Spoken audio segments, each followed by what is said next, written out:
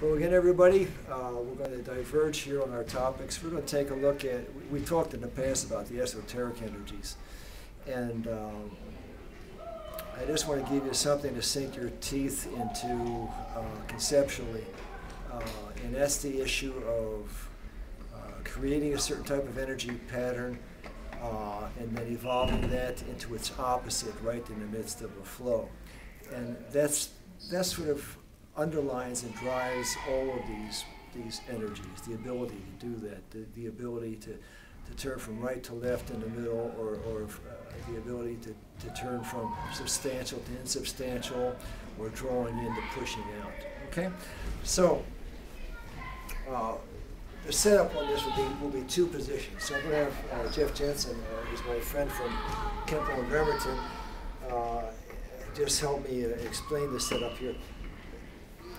He grasps my arms, okay, and we're just going to use an arm hold as an attack today for simplicity's sake, so that we can get this accomplished in just a few minutes. And what I'm going to do is I'm going to draw him in, and I'm going to use, you can let go now just for a second. The drawing move is going to be something like this. And we call this Camel. And the reason we call this Camel is because in many of the Oriental systems, particularly in Korea and China, it used to be called a camel hand when it's done to the side, or a camel strike. So we just use the same nomenclature for simplicity's sake. And the deal with camel is you're splitting the opponent's static energy, and you're creating what is akin to a vacuum to your opponent's front, and then the opponent drops into that vacuum, sort of gets drawn in or sucked into it, and brings him much closer to you. So as he grabs, and I just relax into this, you can sort of see how powerful that is. And again, he grabs, and I give a little bit of tension there so he gets some traction in it, and then I take the traction away. So we'll get another side view of that. You can step back as you do it if you want. Sometimes I step back to augment the power. Either way works.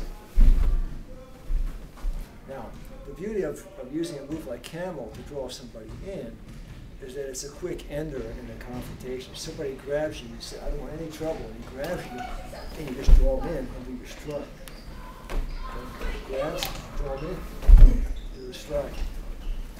Grabs, draw him in, and there's the knee. And watch as I hit the knee, his head is in position for the follow-up strike, and I just go with me on this, Jeff, if you will, and I swing him back to the ground, and I'm actually compressing his body weight against the knee that was on the ground, which would have been the right knee in this case. Sir?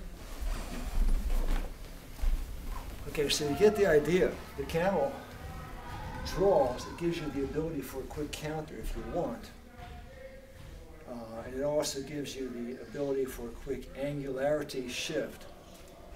I'm going to just show you that before we switch into the general thrust of our topic at hand. But I just want you to get an idea about this. He grabs, I shift. Now watch the angularity here. I feed that hand, and I assist it from above with this. And that angularity, which looks like this, I can send him off into space. I think Jeff would probably attest to that. You can feel it. Okay, so now, first pattern, Camel. Second pattern, crane. So he grabs, and I'm here, crane. Now, the crane, unlike the Camel, has the capacity or the innate ability to accelerate the person away from your body. So I move him out. And it's sort of like a parabola, looking like this, a parabola, except the parabola is my body, framed by my arms, and you can sort of see it now. And when I close the parabola, all the energy gets compressed into the middle, which is where his spinal column is, and it's pushing away like a wave. So it's very powerful. So he grabs, and I'm here, crane. And here, crane. And we're not trying to do this so hard that we injure each other. We're just trying to do it so you get an idea of what's happening. And Jeff, of course, is helping me along here. Now, here's the deal. any one of these can revert into the other at any point in time as a practical strategy in soft style movement. So, we're here, I do Camel, and then I reverse it. Now you can see it's more powerful there because his body is trying to resist the coming in, and he's resisting it by pulling back. You see, if I relax it here, one more time, grab, I do the Camel. Now as I relax it here, you see how his body shifts back automatically. Going back. I do the Camel and I relax it. You see the backward shift. It's so subtle you can barely see it. And that's just human reaction. When there's a big force in one direction, you want to preserve your initial orientation or your initial balance. So you're trying to get back to it. And that's almost a subliminal or unconscious reaction. Now what I'm going to do is I'm going to time the crane to turn about the energy just as he's relaxing backward, trying to get back to his initial static state. So he grabs, I go in, and then he goes airborne. You can see how powerful that is. This is working his motion into what he wants to do anyhow. Again, back, in. Okay, so you can do it one way, you could also do it the other way.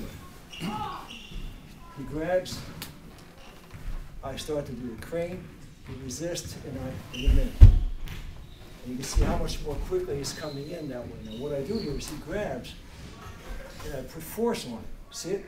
Now look what happens to his body when I put force on it. See, I'm applying the crane. His body, because I'm giving him a tactile feel there, he reacts to it. You see the tension there. And what I do is I relax with the Camel and spread his weight.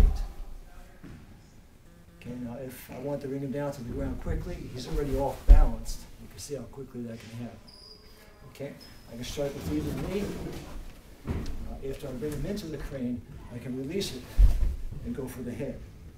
You've got the elbows, knees, vital targets, you can do the sweeps, whatever you choose to do at that point.